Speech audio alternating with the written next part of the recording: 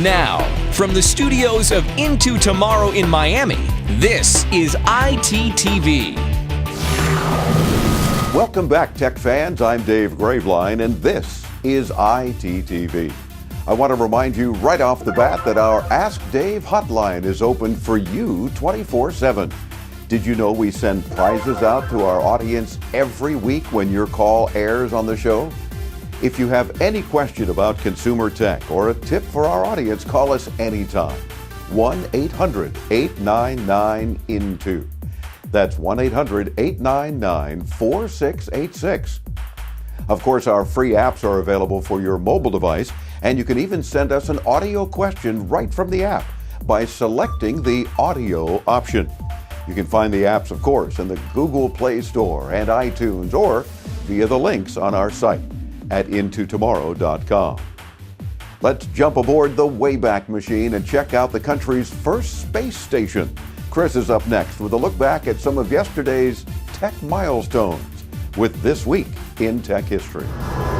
This week in 1927, the Hotel Statler in Boston, Massachusetts became the first hotel to install radio headsets in each of its 1,300 rooms, just 7 years after radio was born. In 1928, WGY-TV in Schenectady, New York began the first schedule of regular TV programs. WGY offered programming to the upstate New York audience 3 times a week using the mechanical scanning method. In 1973, NASA launched Skylab, the United States' first space station. And this week in 1997, the Deep Blue supercomputer developed by IBM won a game of chess against the world chess champion Garry Kasparov, who is thought to be the best chess player who has ever lived. That's our look back at This Week in Tech History, brought to you by IFA Berlin, the global innovation show for consumer electronics and home appliances. Get more info at ifa-berlin.com. Don't forget, Into Tomorrow has an ongoing Support Our Troops campaign. Stop by our website at intotomorrow.com, scroll to the bottom of the page, look for that Support Our Troops graphic, click on it, and that'll take you to a page that lists all sorts of ways you can say thanks to our men and women in uniform. While you're on our site, don't forget about our free once-a-week tech newsletter. If you haven't subscribed yet, you'll want to. It's full of all sorts of useful information and fun facts. Just look for the red box on the main page and enter only your email address. You'll get an email confirming that you'd like to receive it.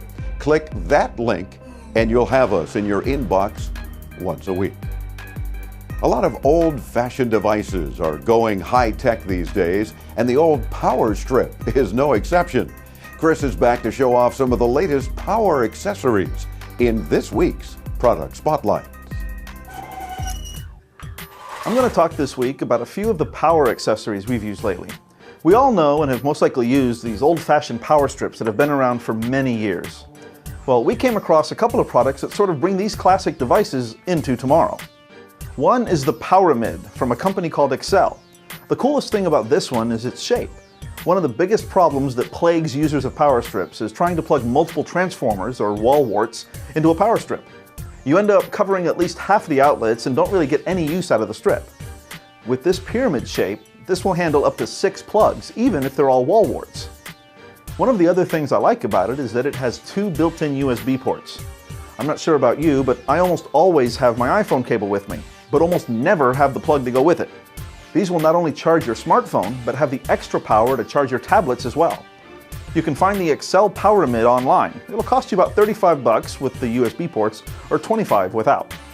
A similar product that I love to travel with is from a company called Bits Limited. This one's called the Mini Squid. You can see how it gets its name. Like the Power-Mid, this allows you to plug in multiple devices without worrying about covering up adjacent plugs. The Mini Squid is small enough to throw in a suitcase or even a carry-on, and also comes with or without USB plugs for charging your smartphone, tablet, or other electronic device. The Mini Squid sells for about $15, or $25 if you want the version with the dual USB plugs.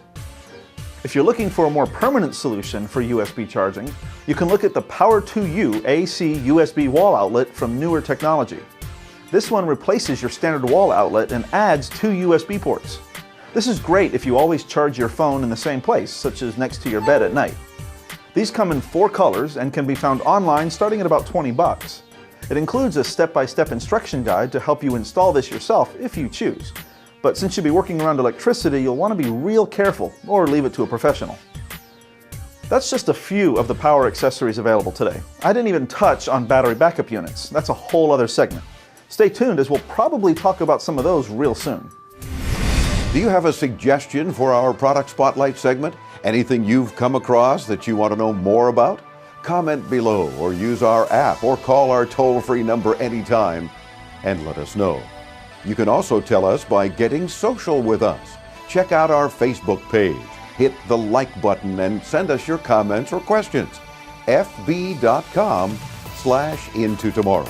Then head over to our official Twitter feed @ITRadioShow. We love when our audience gets social with us, and we often send out special prizes just to our social followers, so stay tuned. That's about it for this week's ITTV Update. Tune in next week as we bring you further into tomorrow. Until then, you can catch us online and, of course, on the radio.